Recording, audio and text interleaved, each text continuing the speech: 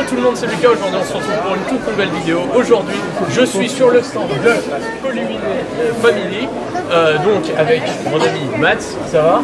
Ah. Donc aujourd'hui on est à la bourse de Reptilion et du coup Mats va se présenter. Donc vas-y, explique-nous, raconte-nous un petit peu ton parcours dans la terrariophilie. Et alors moi c'est Max de Colubridae Family, donc on a créé ça avec madame il y a 4 ans à peu près. Avant je n'étais pas sur les réseaux sociaux, je ne connaissais pas vraiment le milieu de la terrario proprement dit. J'avais commencé il y a en 94 avec du Pandinus Imperator, donc pour ceux qui ne connaissent pas, c'est du Scorpion Imperator, avec du Colubridae mascophis, qui est une espèce qui est derrière justement, qu'on appelle les yeux de chat de Madagascar. On a commencé cela donc en 95-97 pour les Colubridae et pour le Scorpion. Il y a 4 ans de ça, on a décidé, donc, suite à un accident de la route, de se reconvertir dans l'élevage de reptiles. Donc on a commencé à se mettre sur les réseaux sociaux et apprendre donc les législations ainsi que les espèces possibles en terrarium. voilà, donc pourquoi est-ce que tu t'es spécialisé dans les Colubridae principalement? Qu'est-ce qui t'a plu dans ce groupe d'espèces, dans cette famille? Je vais être méchant envers les gens qui adorent les pythonidés et les boulidés, j'en suis vraiment navré. Hein. Il faut savoir que Mats ne fait pas du tout de pythonidés, il n'y a pas de boïdés, il n'y a pas de. Enfin, rien du tout dans son élevage, juste des couleuvres. Un pythonidé, un boulidé, ça bouge pas déjà, à mes yeux. C'est très peu actif, c'est pas du tout nerveux. C'est bien pour les enfants.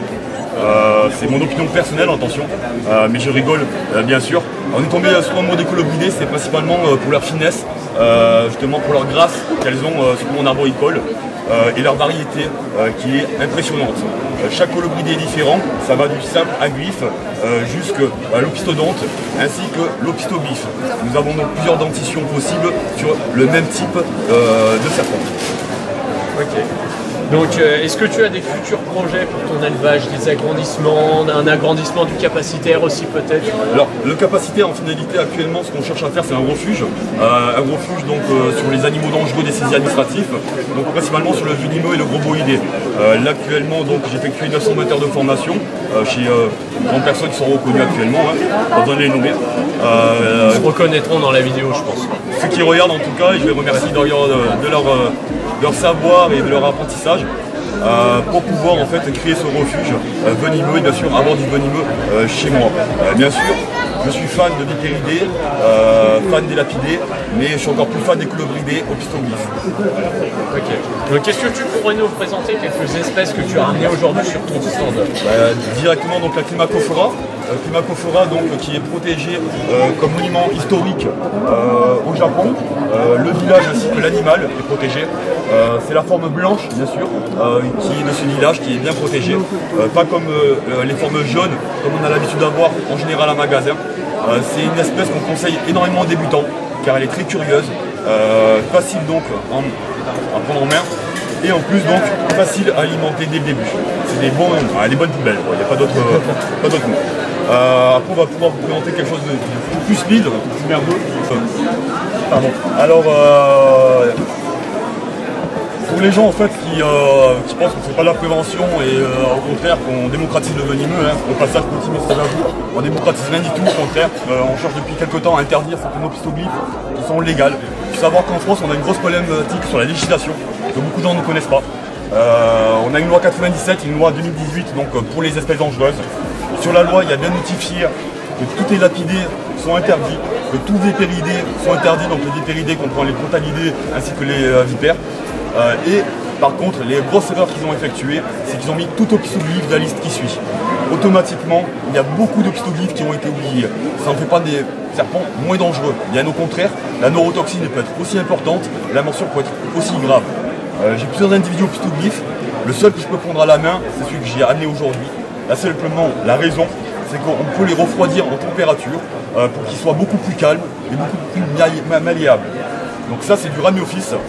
C'est une couleuvre d'Afrique qui est très speed, qui est vendue pour une bouchée de pain en France, même à un gamin de 14-15 ans. Et ça, c'est une belle aberration donc actuellement qu'on combat en France. C'est un serpent très rapide, qu'est-ce qu'on peut en dire de lui? Il est opistoglyphe bien sûr, ce qu'on a dit, il est fouisseur, il est très actif. Ils ont un peu le comportement des boomslangs, ça veut dire qu'ils ont la tête qui s'agite très rapidement quand ils ont faim et ils sont toujours à l'affût. C'est un serpent qui est vraiment très à l'affût et toujours en observation. Il voit très bien. Précise-nous un petit peu ce que c'est que Opistoglyphe, Opistodonte, tout ça. Alors, parce que c'est pas forcément clair tout à pour fait. certaines personnes. Vous avez donc plusieurs dentitions qui existent. Donc la première c'est les protéroglyphes. Les protéroglyphes, c'est tout ce qui est lapidé, tout ce qui est les cobras, tout ce qui est les mombas, tout ce qui est taipans, tout ça. Après vous avez donc tout ce qui est solénoglyphes. Les solénoglyphes c'est tout ce qui est vipérida, donc tout ce qui est vipère, tout ce qui est crotale. Et après vous avez donc l'opistoglyphe. Alors l'opistoglyphe et l'opistodonte, en finalité, c'est des dents qui sont plus développées derrière le maxillaire, en moyenne 5 cm derrière le maxillaire, qui sont beaucoup plus développées que les autres dents. Elles peuvent être de 1, de 2, voire de 3, suivant les espèces qui sont différentes. La petite différence entre l'opistodonte et l'opistoglyphe, ça va être tout simplement un diasème qui va séparer la glande au crochet, ce qui évitera donc une injection directe chez l'opistodonte, alors que chez l'opistoglyphe, elle est ouverte directement, complètement. Alors, et on ne parle pas de glande à venin chez les colobridés, on parle de glande du verneuil, ce qui est identique, parce qu'on va retrouver certaines molécules identiques au venin donc des glandes à venin. Et là on va vous sortir un opistodonte, alors qu'on a pris aussi pour l'exposition. Pourquoi? C'est qu'actuellement donc depuis 2018 l'hétérodonte nacicus a été interdit par le ministère de l'Agriculture, mais on autorise des opistoglyphes comme on a vu tout à l'heure, et des opistodontes comme celui-ci. Oh non justement, lui il n'est pas sous capot. Ah d'accord. C'est-à-dire que l'hétérodonte nacicus c'est le seul hétérodonte SPP, c'est les hétérodontes SPP qui sont passés sous capot. Tous les autres bruns sont légaux. Et le hétérodonte donc en fait partie. Le hétérodonte c'est la faune Madagascar. C'est la même denture qu'un hétérodonte nacicus, c'est la même glande qu'un hétérodonte nacicus, sauf que ça fait le triple d'un hétérodonte nacicus. C'est plus nerveux, beaucoup plus rapide, beaucoup plus costaud. Ce gros pépère mange entre 7 et 9 souris par repas. Bon, bien sûr, pour les débutants, le repas ne se fait pas journalièrement. C'est un repas tous les mois, voire tous les mois et demi.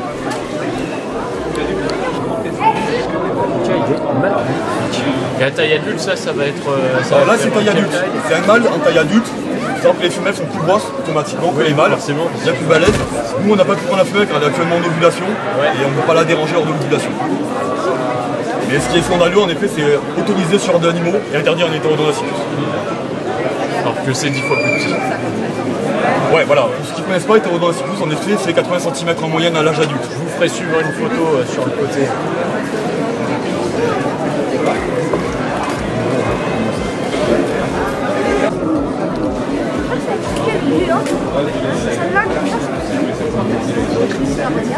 Voilà. Je profite pour être sur YouTube aussi pour faire une petite annonce. Si tu as des annonces à faire, vas-y, c'est le moment. Le gel hydroalcoolique. Alors, j'en ai marre d'entendre à tout le monde. Ouais, le gel hydroalcoolique c'est important, il faut le faire. Ouais.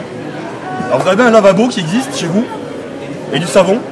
Et il faut savoir que le lavabo et savon, c'est bien mieux que le gel hydroalcoolique. Pourquoi? Parce que le gel hydroalcoolique ne va pas tout enlever. Il y a beaucoup de bactéries qui restent après du gel hydroalcoolique. Avec du savon et avec votre lavabo, il n'y a plus de soucis à avoir. Donc au lieu d'utiliser des bidons qu'on utilise en bourse parce qu'on n'a pas le choix, il y a faire un tour au lavabo, c'est encore mieux. Que tu aurais d'autres espèces à nous présenter? Alors, pour moi du coup ça fait plus de commun. Hein. Ouais. Mais on va faire du cool. Hop, tiens un cadeau. Merci. Alors ça c'est une élave Schrecklich. C'est la couleuvre d'amour, comme on l'appelle. Pas parce que elle refile l'amour, loin de là. C'est de par le fleuve en fait qui a la frontière de la Russie et la Chine qui le traverse et elle longe ce fleuve. On la retrouve donc sur plusieurs coloris. Elle est jaune ou noire, elle est grise ou noire, elle est blanche ou noire, elle est toute noire et on le retrouve aussi sur albinos. Ok, elle est magnifique. La taille adulte, ça fait à peu près Ça c'est adulte. combien? C'est adulte ça déjà? Alors, voilà. Sachant qu'à l'époque on avait mélangé l'anomala. Il me semble que c'était vous. C'est l'anomala qui est balèze. En fait, d'accord. il y a avant le Schrecklich s'appelait Elaf, enfin je crois que c'était Elaf, oui d'ailleurs, Elaf Schrecklich anomala. On a séparé maintenant ces deux espèces en espèces différentes. L'anomala est complètement différent. Il est beaucoup plus costaud, beaucoup plus balèze, beaucoup plus craintif, beaucoup plus peureux. Le Schrecklich va être très très curieux. Dès que vous ouvrez le terrarium, nous on a des groupes. On peut élever des animaux en groupe. On a des groupes de 4 à 5 et dès qu'on ouvre le terrarium, ils sortent directement. Donc oui, on peut élever des animaux en groupe avec une taille raisonnable et respectable au groupe d'animaux que vous avez effectué donc, dans le terrarium. Ces dernières, elles sont 4-5 dans un terrarium qui fait 1m80 sur 80 de chez Airpec. Donc c'est pas négligeable en espace. Super espèce pour débuter, qui est vraiment génial. hop, on va passer sur une espèce aussi plus commune en terrario. Pictulphis melanocus, forme albinos. Très reconnus pour leur esprit bluffeur, principalement. Ce sont des serpents qui imitent, on va dire, le crotal. Ils vont se mettre en S, souffler très fort et faire front, comme si c'était un dangereux prédateur. Alors que dès que vous avez mis la main dessus, il n'y a plus personne. Alors, c'est des anges. Tout de suite, ça se calme. On va même poser, hop, du coup, ça cherche à fuir. Donc les gens qui en ont peur parce qu'ils pensent que c'est vraiment un gros bluffeur, ils s'en inquiètent, il ne faut pas hésiter à mettre la main dedans. Il n'y aura jamais de morsure, c'est des coups de tête qu'ils vont donner principalement. Donc là, c'est un couple que nous avons. Donc toi, toutes tes reproductions, Max, que tu as, tu les vends. On vend toutes nos reproductions et on sélectionne certaines. Ça veut dire que... Pour après les refaire voilà. reproduire. C'est-à-dire qu'en tant qu'éleveur, notre but, c'est d'avoir des sélections de couleurs, ce qui est tout à fait normal. Et le but, c'est dès qu'on a un bébé avec des couleurs spécifiques ou anormales, on les garde. Les seuls qu'on essaye de garder en plusieurs, c'est les carinata, car les alcanata ont un changement autogénique qui est énorme, vraiment énorme. Ça peut aller du super yellow, donc du très très jaune, jusqu'au très très noir, sans le savoir, car petits sont tous bruns. On va vous en montrer un tout à l'heure. Mais c'est une super espèce aussi, Pictulphis, pour débuter en France. Magnifique en tout cas. Après, la taille adulte est quand même balèze de certaines espèces de Pictulphis. Les Mélanolangini, par exemple, sont très balèzes. Je pense au Mugitus, normalement, qui fait 2,60 m à taille. Les Mugitus aussi sont très grands, mais après, ça reste toujours des bluffeurs. Oui, c'est pas un serpent mordeur, en finalité, c'est vraiment du bluff. Les gars, association Venom Croc & Co, super assos, au passage ils font des super formations, allez les voir, contactez-les, demandez-leur des formations, c'est nickel. Bon. Alors on va continuer sur le colibri asiatique. On est sur l'Opophysis, donc au Mandarinus, localité Chine orientale. Alors pour les gens en fait qui pensent que les localités sont importantes sur cette espèce-là, il ne faut pas vraiment s'y baser. Il n'y a que le vietnamien qui va vraiment être marquant, parce que par rapport à sa taille qui est beaucoup plus grand. Un vietnamien peut faire 1m60, 1m70. Les chinois orientales, comme les Xinchuan, comme les Hunan, vont faire la même taille adulte. Les marquages vont être très ressemblants. Il est vrai que beaucoup d'éleveurs avec du crossing ont un peu pourri en finalité les souches de cette espèce. Donc il ne faut vraiment pas se fier sur les localités. Ces serpents, c'est vraiment pour le kiff et le plaisir. C'est un serpent fouisseur, donc il faut bien avoir 6 cm donc, de substrat qui puisse bien s'enfuir. C'est un serpent que vous verrez très peu en finalité, car il reste nocturne principalement et il se déplace beaucoup la nuit. Et on la surnomme donc la couleur de jade, par rapport à ces magnifiques en finalité coloris qu'elle aborde. Elle est juste magnifique. C'est une espèce que tu conseillerais pour débuter, ça ou pas? Totalement. Il y a des gens qui vont vous dire non parce que ça n'accepte pas les écarts de température. Ça veut dire que le maximum d'un Opophysis mandarinus devra être de 26 degrés. Si c'est au-dessus, il y a danger vital pour l'animal.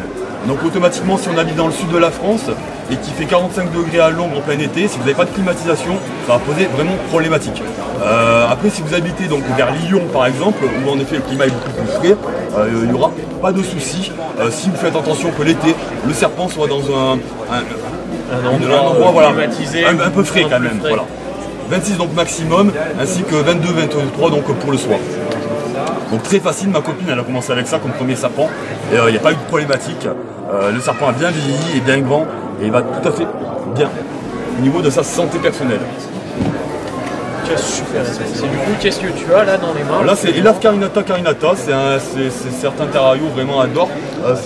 Pourquoi carinata? Parce que c'est au niveau donc carinatus qui veut dire donc caréné. C'est-à-dire que les écailles de ce serpent vont être carénées donc par rapport aux autres serpents qui ne sont pas carénés. Ce serpent-là a une grande particularité, c'est qu'il occupe de la Thaïlande jusqu'à la Chine, jusqu'au Japon, plusieurs terrains et plusieurs types de biotopes. On va surtout le trouver vers les points d'eau parce que c'est vraiment, on va dire, un opportuniste.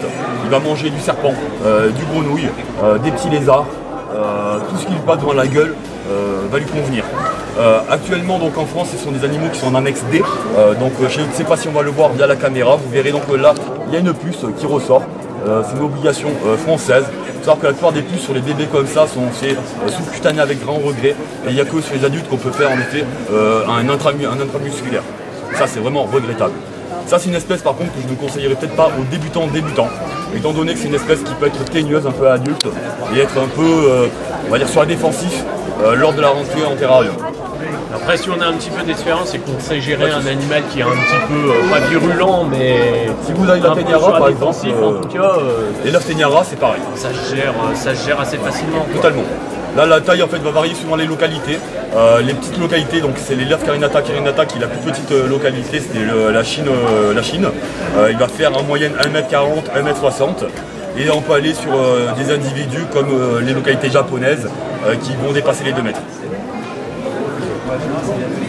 Donc on parlait de puces il y a quelques secondes. Est-ce que tu pourrais nous donner ton avis et ton ressenti sur le dernier arrêté qui est sorti le 8 octobre 2018 ? Je ne vais pas revenir sur l'hétérodon, oui. On est d'accord. C'est tout ça moi qui me pose problème sur cette loi. C'est l'hétérodon. Et la deuxième problématique qui me pose, c'est tant qu'à pucer les animaux, pourquoi pas tous les pucer ? Pourquoi avoir que les pitons, les bois et certaines couleuvres ? Si on veut vraiment un suivi animalier au niveau donc, des prélèvements, ainsi de suite, et de la provenance de l'animal, le mieux c'est de le faire sur tous.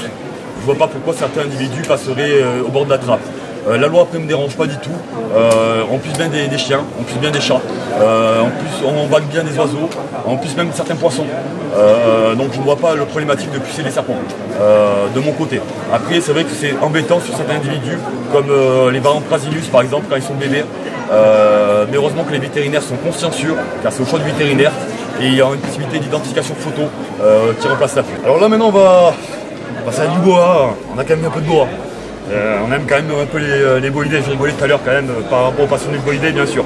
Ça c'est du bois donc constructeur maintenant si je ne dis pas de bêtises, vu que maintenant c'était ressemblé les deux. Ça c'est donc du guyanais. Là monsieur il est du F1, donc la première génération, et madame c'est du F2, donc la deuxième génération de parents sauvages.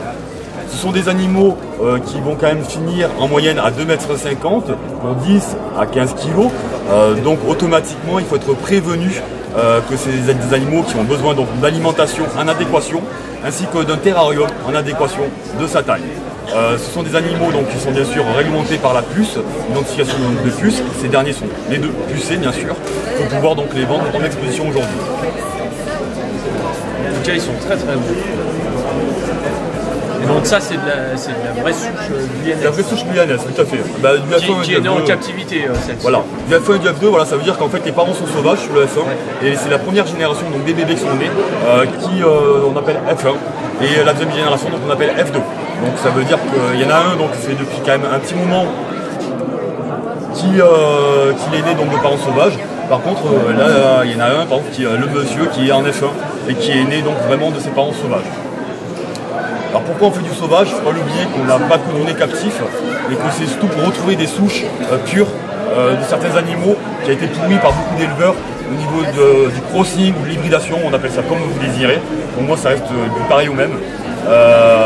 Et du coup certains éleveurs essaient de retrouver des souches pures pour relancer la réelle localité de certaines espèces. Sachant que, je me permets de préciser, ce n'est pas un animal qui est en voie de disparition, c'est-à-dire qu'on peut le prélever dans les milieux naturels, il y a des quotas, j'imagine, à respecter, mais voilà, c'est comme le python réjus, il y a des éleveurs qui vont une fois de temps en temps au Togo pour aller prélever les animaux, et c'est pareil en Amérique du Sud avec les boas, on va les prélever selon certains quotas, mais voilà, c'est pas des animaux en voie de disparition, donc on peut les prélever sans aucun impact en fait sur l'espèce en milieu naturel. En fait, la CITES contrôle en finalité les prélèvements et les animaux au niveau des individus. Tant que la CITES ne les passe pas en annexe 1, donc de protection réelle, c'est des animaux qui sont accessibles donc même sur du sauvage. Dès que c'est en annexe 1, automatiquement, il y a une réglementation en effet d'interdiction de prélèvement.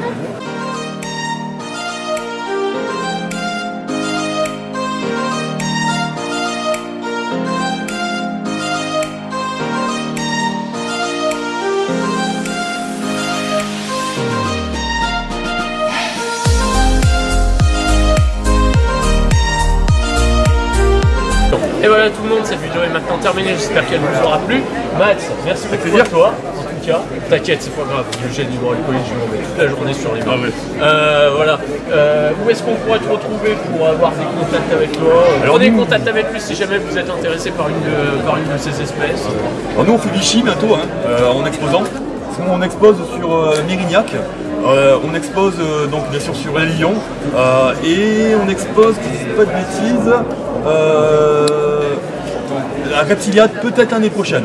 Ça c'est pas encore sûr. Ça c'est une bonne info. Et sinon on va à Anne tous les 3 mois bien sûr. On fait Anne tous les 3 mois pour vendre et pour acheter des animaux. Voilà. Et donc du coup, t'as pas de site internet, mais par contre t'as ton Facebook. Voilà. On peut te contacter assez facilement. Type colobridé, vous n'avez pas trouvé des bonnes réponses ou des bonnes explications ou des bonnes informations, n'hésitez pas à nous contacter, même si ça ne peut pas acheter chez nous, on informe avec un grand plaisir. On est surtout pour partager une passion et c'est pas avec les billes de quelques euros que nous faisions qui peut dire que c'est vraiment un réel business. On n'est pas la femme tropicale, on est tout petit. Donc automatiquement nous c'est plus le partage des passions qui nous intéresse. Yes, ok. Et bah écoute, super, merci. Allez, avec plaisir. Merci beaucoup. Et n'oubliez surtout pas, la terrariophilie c'est une science, les reptiles c'est une éternelle source de savoir. Allez tout le monde, ciao.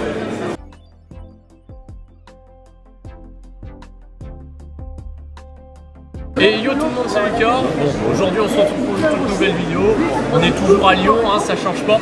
Là maintenant tout de suite je suis avec Rémi de l'élevage Jurassic Knack. Donc est-ce que tu pourrais te présenter, nous raconter un petit peu ton parcours dans la terrariophilie, les animaux en général. Voilà, vas-y. Pas de soucis.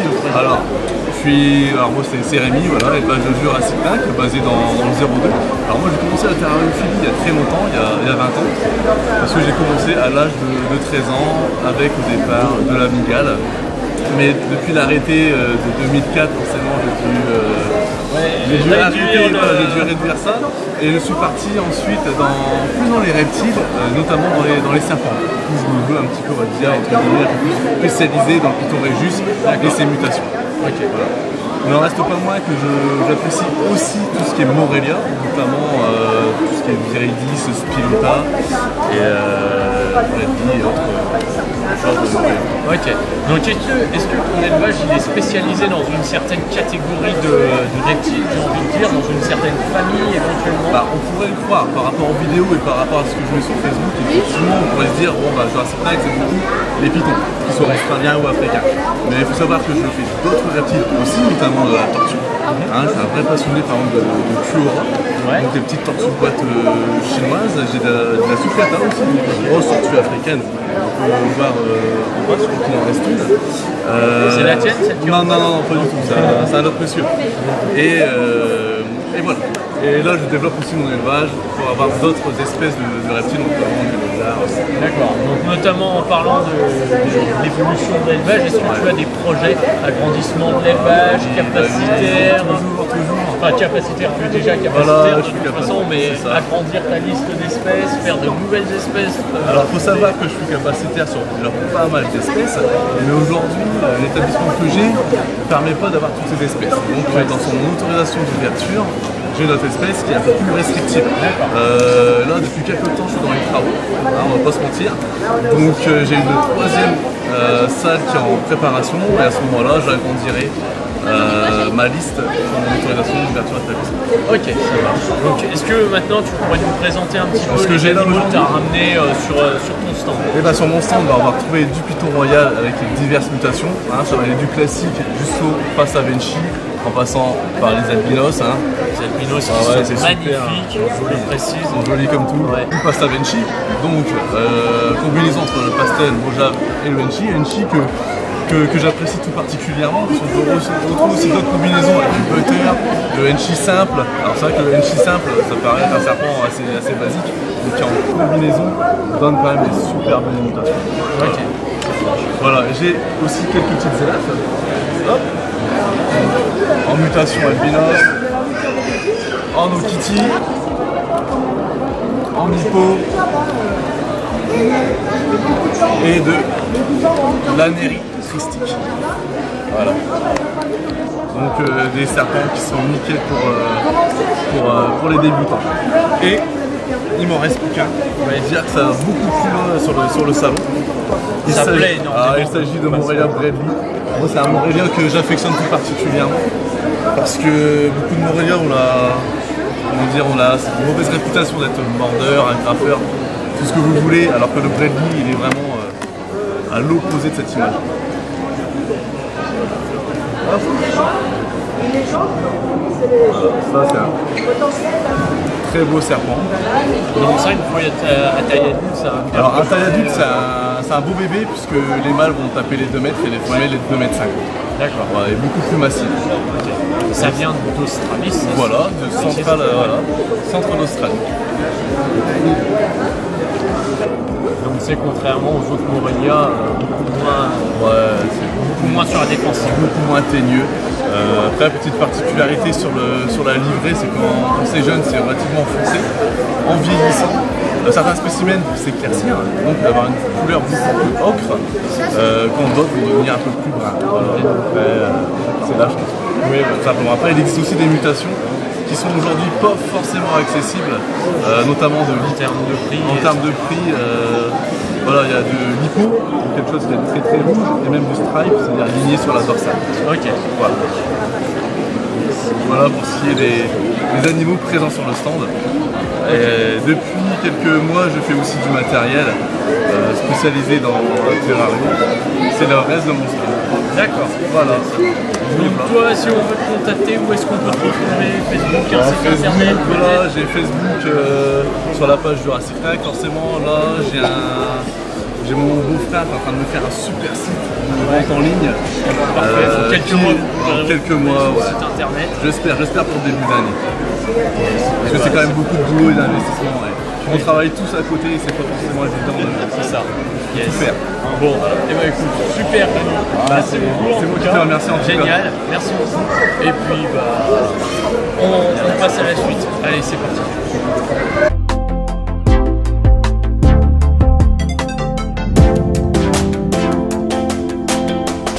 Et yo tout le monde, c'est Lucas, je sais même plus pourquoi est-ce que je fais ce intro. On est toujours à Reptilion, voilà, donc je voulais vous présenter un stand qui n'est pas du tout commun et qui est apparu cette année, c'est ça les gars? Ouais, exactement, voilà. Donc je vous laisse vous le présenter, donc ils font surtout de la sensibilisation à la faune française, d'après ce que j'ai vu, et principalement sur les reptiles amphibiens. Donc allez-y, je vous laisse vous présenter un petit peu plus en détail. Du coup, voici Bilal et Dimitri, et on est membre du groupe herpétologique Rhône-Alpes. Le groupe herpétologique Rhône-Alpes, c'est un réseau de bénévoles en fait, qui va œuvrer pour la protection des reptiles et des amphibiens au niveau local, donc dans toute la région Auvergne-Rhône-Alpes.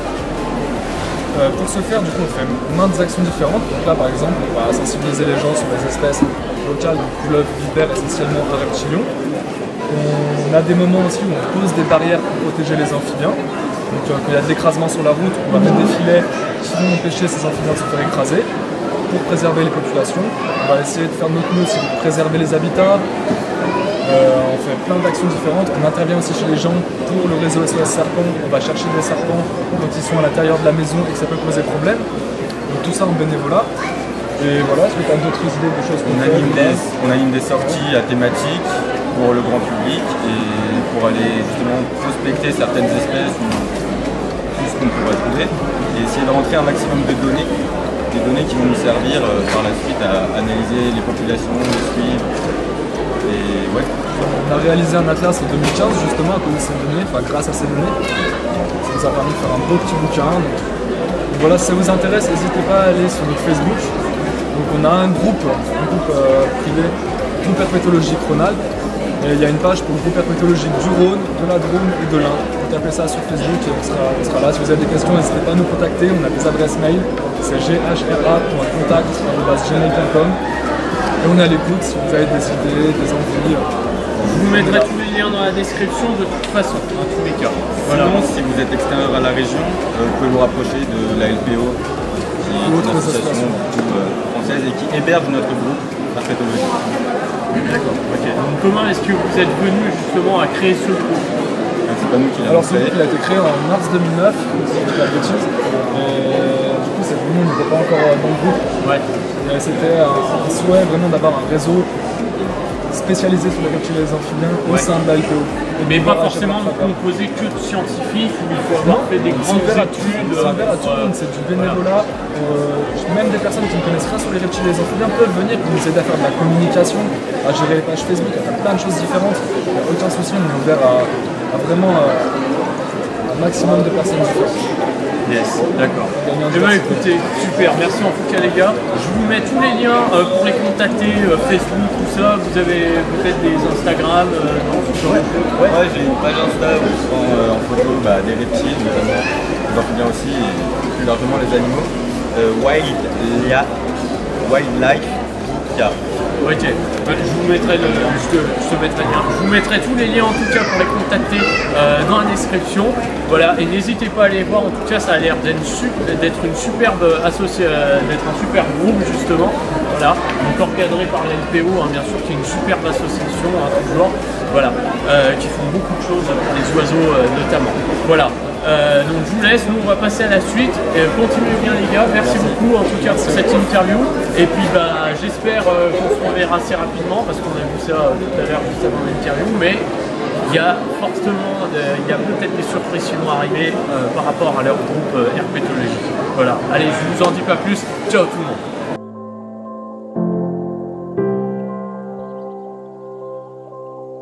Je conseille ce bouquin les gens, achetez-le.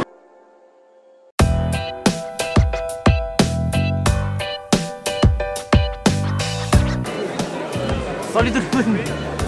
Hey, salut tout le monde. Des crêpes d'enfant.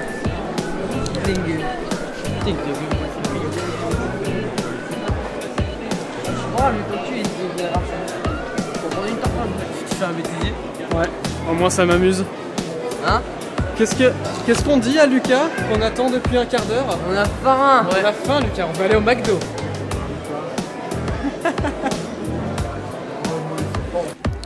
Moi je vais lui courir sa carte SD là. Hein. Ouais, j'ai des billboards pour pas avec moi.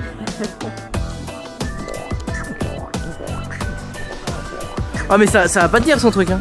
Ouais mais il n'est pas la caméra de si tu veux faire un 360 tu tapes la caméra elle va tourner. Je pense qu'elle va tomber après même tu vois. On a faim. Ah ça y est il arrive. On va manger. Oh, filme-le. Là tu signes sa grosse tête.